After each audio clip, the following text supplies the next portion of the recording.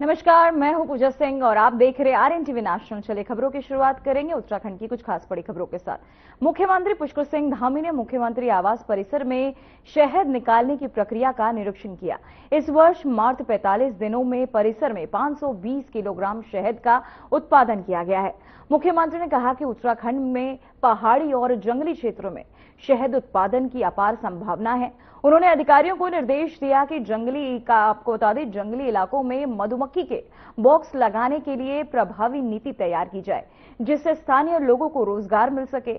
उन्होंने ये भी कहा कि मुख्यमंत्री स्वरोजगार योजना के तहत मधुमक्खी पालन को प्राथमिकता दी जाएगी और किसानों व उद्यमियों को विशेष सब्सिडी दी जाएगी, ताकि आपको बता दें ताकि ग्रामीणों की अर्थव्यवस्था को और मजबूती मिल सके।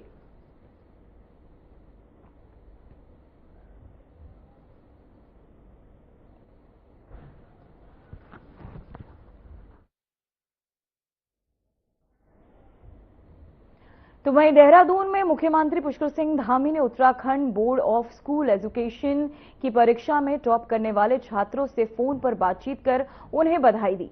उन्होंने हाई स्कूल में टॉप करने वाले अक्षत गोपाल, ईशान कोठारी, भूमिका और योगेश जोशी के साथ साथ इंटरमीडिएट में प्रथम स्थान प्राप्त करने वाली गीतिका पंत और सुशीला सहित अन्य मेधावी छात्रों को शुभकामनाएं दी। मुख्यमंत्री ने कहा कि इन छात्रों ने अपनी मेहनत, अनुशासन और लगन से राज्य का नाम रोशन किया है। उन्होंने विश्वास जताया कि ये विद्यार्थी भविष्य में भी बेहतर प्रदर्शन करेंगे और देश के निर्माण में महत्वपूर्ण भूमिका निभाएंगे।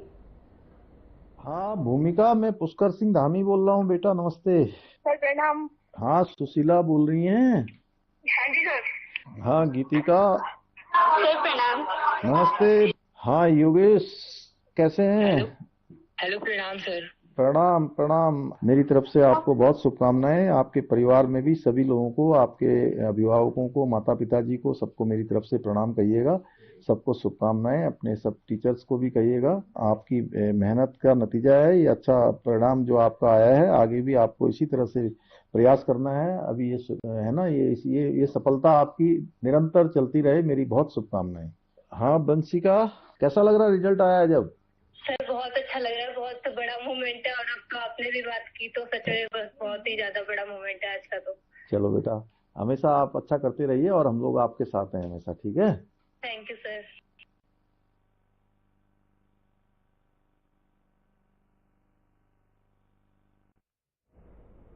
तो वहीं देहरादून में उत्तराखंड के मुख्यमंत्री पुष्कर सिंह धामी उत्तर प्रदेश के पूर्व मुख्यमंत्री हेमवती नंदन बहुगुणा की जयंती पर उन्हें पुष्पांजलि अर्पित की और श्रद्धांजलि दी।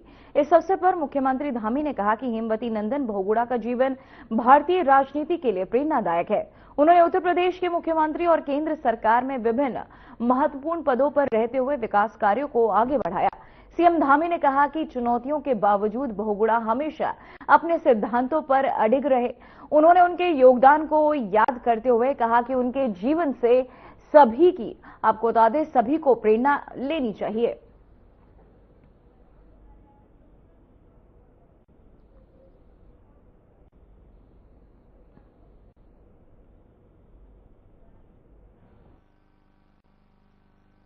राजनीति में, भारत के इतिहास में बहुत बड़ा दिन है। आज के दिन सामान्य परिवार में पैदा होकर स्वर्गीय हेमवती नंदन बहुगुणा जी ने पूरे उत्तर प्रदेश में मुख्यमंत्री के रूप में भारत सरकार में अनेक पदों पर अनेक जिम्मेदारियों का निर्वहन किया। उनका जीवन हम सबके लिए प्रेरणा है। उनकी 107वीं जयंती है। मैं उनको समस्त प्रदेशवासियों की ओर से नमन करता हूँ।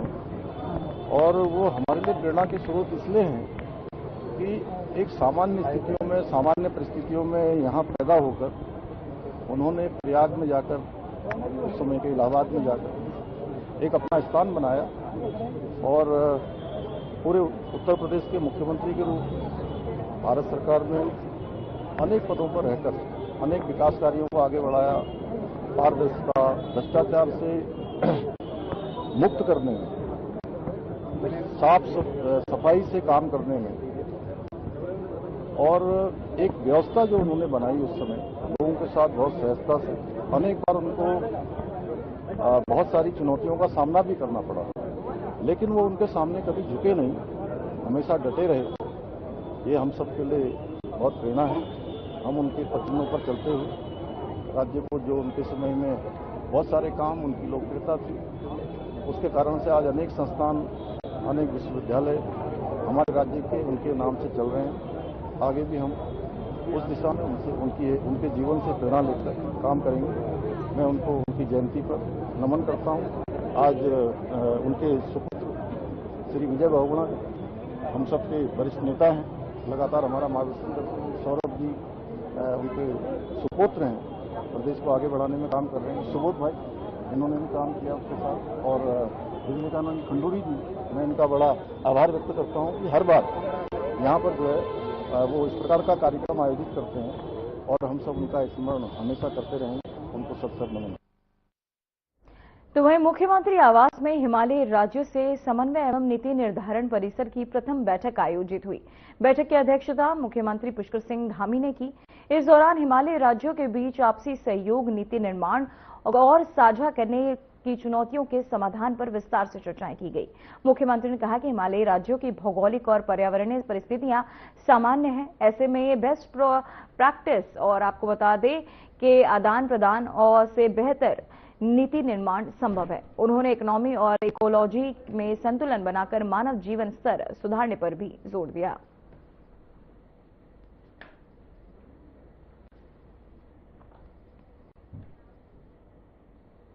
तो वहीं मसूरी देहरादून मार्ग पर कुठाल गेट के पास बनाए गए वैली ब्रिज का उद्घाटन कैबिनेट मंत्री गणेश जोशी ने किया। निरीक्षण के बाद इस पुल को आम जनता के लिए खोल दिया गया है। पर्यटन सीजन में बढ़ते ट्रैफिक और जाम की समस्या को देखते हुए यह अस्थायी वैली ब्रिज तैयार किया गया है। इससे अब मसूरी जाने वाले पर्यटकों और स्थानीय लोगों को बड़ी राहत मिलेगी। लंबे समय से इस मार्ग पर यातायात दबाव के कारण लोगों को परेशानियां हो रही थी। वहीं मंत्री ने कहा कि स्थायी पुल बनने तक ये वैली ब्रिज यातायात व्यवस्था को सुचारू रखने में महत्वपूर्ण भूमिका निभाएगी। तो वहीं आपको बता दें, Kuthal gate valley bridge Lucknow में बहुत नुकसान हुआ। मसूरी का संपर्क जगह से कट गया था। यहाँ पर हुआ था, वही गोला में, धारा में क्रांति आई थी। उसलिए मसूरी मुख्य मार्ग है और प्रकृति का जो दबाव है रोड पर रहता है, पूरा रोड लगती जाता है। और छोटा जो पहले पुल लगा है, छोटा होने के कारण यहाँ पर सब जाम लगता था। यहाँ के लोगों की मांग थी, हमारे अध्यक्ष की सारी टीम मसूरी की बार बार मांग कर रही थी, तो हमने तुरंत पूछी कि हमने एक परमानेंट पुल भी यहाँ पर शुरू किया लगभग 8 करोड़ की लागत से। लेकिन आज ये वैली ब्रिज ये शुरू हो गया। इस वैली ब्रिज के बनने से जो हमारे टूरिस्ट या हमारे आम जनता भी यहाँ की जो दिक्कत है उससे उनको निजात मिलेगी और जो जाम की समस्या है वो समस्या।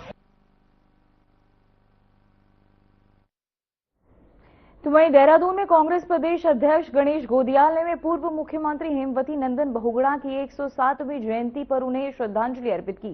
कांग्रेस मुख्यालय में आयोजित कार्यक्रम में पार्टी नेताओं और कार्यकर्ताओं में भी बहुगुणा को याद करते हुए भावभीनी श्रद्धांजलि दी। इस दौरान उनके राजनीतिक जीवन और जनसेवा के योगदान को याद किया गया। गणेश गोदियाल ने कहा कि हेमवती नंदन बहुगुणा एक दूरदर्शी और जनहितैषी नेता है, वहीं जिनके विचार आज भी प्रासंगिक है। उन्होंने कहा कि बहुगुणा के सिद्धांत नई पीढ़ी के लिए मार्गदर्शन का कार्य करते हैं। सभी ने उनके बताए मार्ग पर चलने का संकल्प लिया।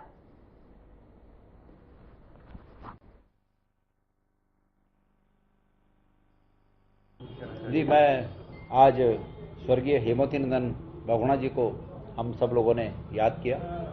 वो पहाड़ के वास्तविक रूप में सपूत थे।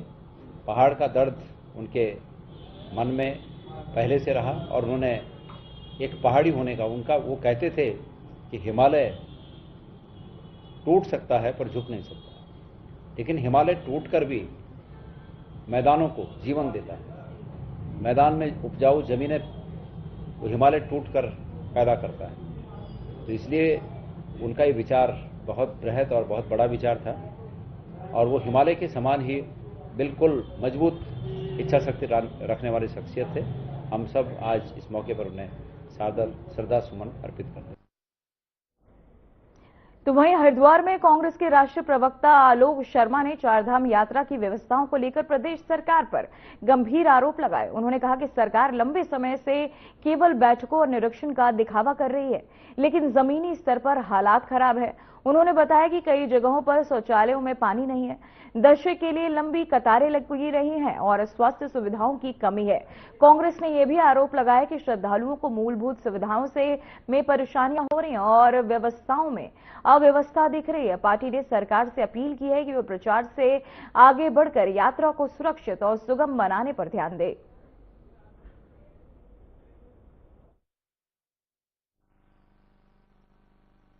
देखिए, सरकार केवल कुछ महीनों से बैठक का खेल खेल रही थी। सरकार केवल मीटिंग और निरीक्षण के नाम पर काम कर रही थी। 4 दिन के अंदर ही इनकी पूरी पोल खुल गई है कि किस तरह की अव्यवस्थाएं सामने हैं। बेसिक फैसिलिटीज भी ये सरकार नहीं दे पा रही है। शौचालय में पानी नहीं है, दर्शन के लिए लंबी लंबी लाइनें हैं, हेल्थ फैसिलिटीज नदारद हैं। किसी की मृत्यु होती है, घंटों तक शव वहीं पड़ा रहता है। चारधाम यात्रा उत्तराखंड के लिए बहुत गौरव की बात है। हम उम्मीद करते हैं कि सरकार जो तमाम अव्यवस्थाएं हैं उनको दूर करेगी। जिस तरह से पहाड़ में गैस का सिलेंडर नहीं मिल रहा है, तमाम चीजें महंगी हो गई हैं, व्यवस्था सुगम हो, यात्रा सुगम हो और सेफ हो, इसी कामना के साथ आज हमने तमाम मीडिया के साथियों के माध्यम से ये बताने का प्रयास किया है कि कौन कौन सी कमियां यहां पर हैं। पंजीकरण व्यवस्था लागू की गई थी। सीनियर जर्नलिस्ट हैं, मुझसे बेहतर प्रैक्टिकल नॉलेज आपके पास है। दुर्भाग्य ये है कि चाहे वो हेलीकॉप्टर की सेवा हो, चाहे उसमें ऑनलाइन बुकिंग का तरीका हो, चाहे ऑनलाइन रजिस्ट्रेशन का काम हो, सब जगह जिस तरह से अव्यवस्था नजर आ रही है, लूट खसोट नजर आ रही है, ये दुर्भाग्यपूर्ण है। सरकार से हम निवेदन करना चाहेंगे कि डबल इंजन की सरकार कहते हैं आप लोग, अब तो मोदी जी का भी वो कार्यक्रम इवेंट खत्म हो गया। आपने 50-60 करोड़ रुपया उस पर खर्च कर दिया। अब कम से कम हेल्थ की फैसिलिटीज, जो तमाम व्यवस्थाएं हैं उनको सुचारू रूप से चलें, उनको तो ऊपर कम से कम ध्यान दीजिए। धामी सरकार पिछली बार की इतनी अव्यवस्थाएं थी जिससे पूरी तरह से यात्रा पर नकारात्मक प्रभाव पड़ा, उनसे भी धामी सरकार ने कुछ नहीं सीखा। फिलहाल बुलेटिन में वक्त हो चुका है एक छोटे से ब्रेक का। बने रहिए RNTV नेशनल के साथ।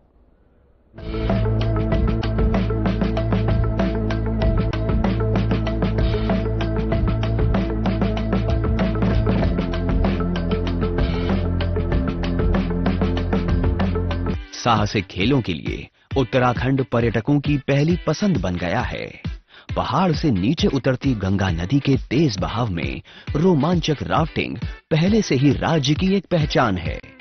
उत्तराखंड सरकार के प्रयास से गंगा के बाद काली नदी में भी राफ्टिंग का रंग जमने लगा है।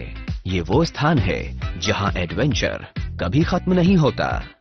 सीएम पुष्कर सिंह धामी के प्रयासों से चंपावत की काली नदी में भी राफ्टिंग का रोमांच दिखने लगा है।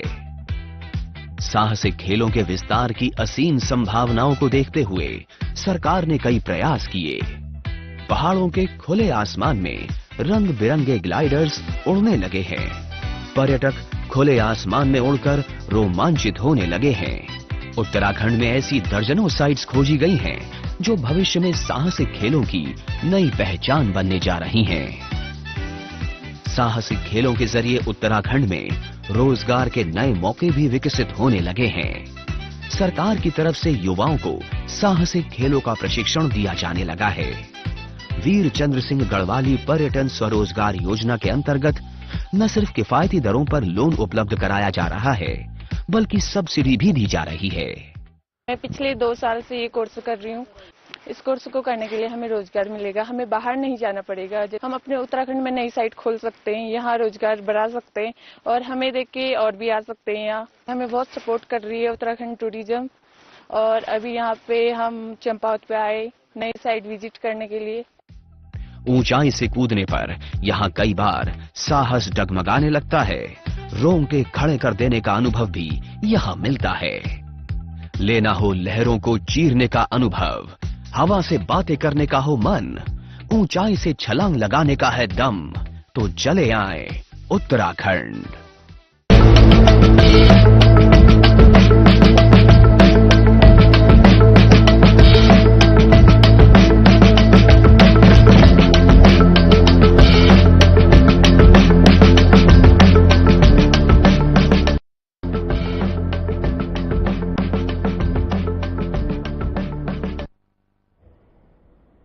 ब्रेक के बाद बुलेटिन में एक बार फिर से आपका स्वागत है। वहीं रुक करेंगे खबरों का, जहां चारधाम यात्रा को लेकर सोशल मीडिया पर भ्रामक और गलत जानकारियां फैलाने वालों के खिलाफ प्रशासन ने सख्त कार्यवाही की है। रुद्रप्रयाग के थाना सोनप्रयाग में एक और एफआईआर दर्ज की गई है, जिसमें इंस्टाग्राम आईडी के जरिए केदारनाथ धाम की व्यवस्थाओं पर झूठा वीडियो पोस्ट किया गया, जिसमें एक वृद्ध श्रद्धालु को मदद न मिलने का गलत दावा किया गया था।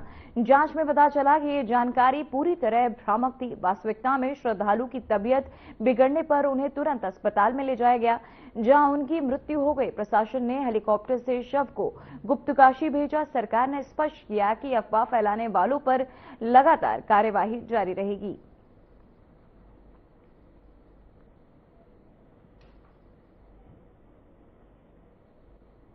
तो वहीं Uttarakhand board of school education के नतीजे घोषित कर दिए गए हैं। इस बार हाई स्कूल का कुल परिणाम 92.10% और इंटर का 85.11% रहा। वहीं शिक्षा मंत्री धन सिंह रावत ने परिणाम जारी करते हुए सभी छात्रों को बधाई दी। एक बार फिर परीक्षा परिणाम में बेटियों ने बाजी मारी है। हाई स्कूल में 96.07% बालिकाएं सफल रही, जबकि बालकों का परिणाम 88.03% रहा।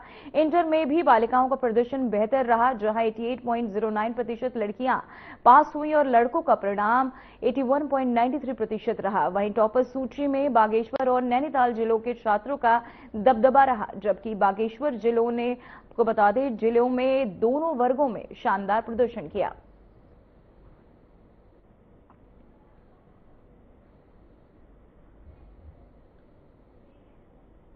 तो वहीं देहरादून में एलपीजी गैस आपूर्ति व्यवस्था को सुचारू बनाने के लिए जिला प्रशासन ने बड़ा फैसला लिया है। जिलाधिकारी समीन बंसल के निर्देश पर अरविंद गैस एजेंसी रेसकोर्स से लगभग 13,890 उपभोक्ताओं के gas connection Jeevan Jyoti gas agency canal road में स्थानांतरित किए गए हैं। पहले नंदा गैस एजेंसी के कनेक्शन भी अरविंद एजेंसी में शिफ्ट किए गए थे, जिससे वहां अधिक दबाव पड़ गया और गैस आपूर्ति में देरी होने लगी। अब उपभोक्ताओं को समय पर और बेहतर सेवा मिल सकेगी। वहीं प्रशासन ने कहा कि ये कदम व्यवस्था सुधार और जनता की सुविधा के लिए उठाया गया है।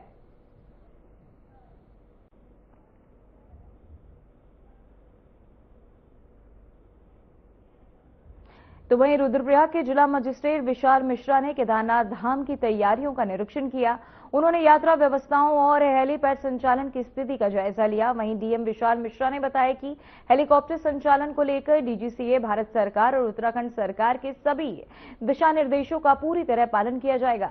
उन्होंने कहा कि संबंधित टीम लगातार हेलीपैड के मानकों का निरीक्षण और निर्धारण कर रही है, ताकि यात्रा सुरक्षित और सुचारू रूप से संचालित हो सके। प्रशासन ने केदारनाथ यात्रा के दौरान श्रद्धालुओं की सुरक्षा और सुविधा को सर्वोच्च प्राथमिकता देने की बात कही है।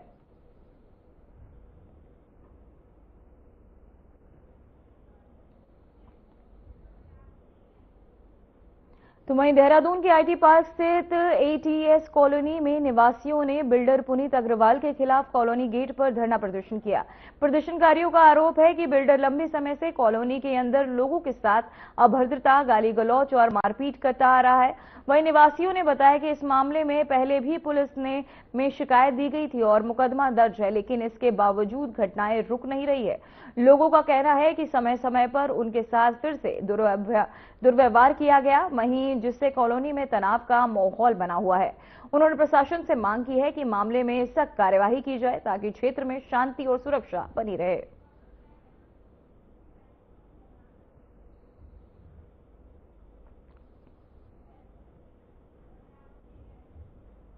तो वहीं एयर अटैक मॉक ड्रिल के तहत जनपद में सुरक्षा तंत्र की बड़ी परीक्षा देखने को मिली। सूचना मिलते ही ब्लैकआउट लागू कर जिला आपातकालीन परिचालन केंद्र सक्रिय किया गया। 4 स्थानों पर मॉक बमबारी की स्थिति बनाकर राहत एवं बचाव कार्यों का अभ्यास किया गया। आईएसबीटी में मॉक धमाके की स्थिति के हताहतों और घायलों का रेस्क्यू किया गया, जबकि आराघर में बम को आईओडी टीम ने सुरक्षित निष्क्रिय किया। वहीं सभी विभागों ने मिलकर त्वरित प्रतिक्रिया और समन्वय का प्रदर्शन किया।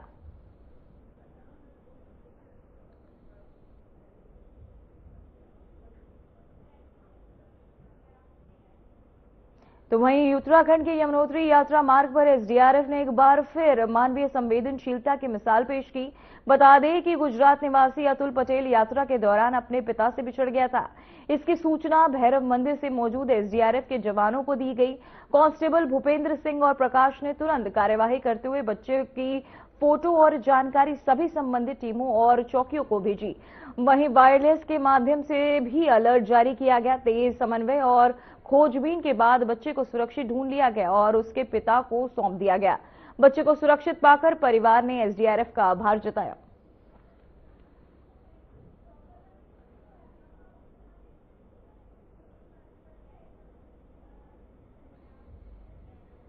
तो वहीं नैनीताल के भीमताल ब्लॉक में मानव और वन्य जीव संघर्ष की घटनाओं को देखते हुए प्रशासन ने बड़ा फैसला किया है। आदमखोर जानवर के खतरे के कारण कई क्षेत्रों में स्कूल और आंगनबाड़ी केंद्रों को अस्थायी रूप से बंद रखने के आदेश जारी किए गए हैं। जिलाधिकारी नैनीताल ने 25 से 27 अप्रैल तक दोगड़ा, डोलमार, सूर्यजाला, मोरा, जोलीकोट, सूर्यो गांव और गांजा, रानीबाग और अन्य प्रभावित गांवों में स्कूल बंद रखने का निर्णय लिया है। इसके अलावा आलूखेत, ब्यूटी और काठगोदाम और आसपास के गांव भी शामिल है। इस फैसले का उद्देश्य बच्चों की सुरक्षा सुनिश्चित करना है ताकि किसी भी अप्रिय घटना से बचा जा सके।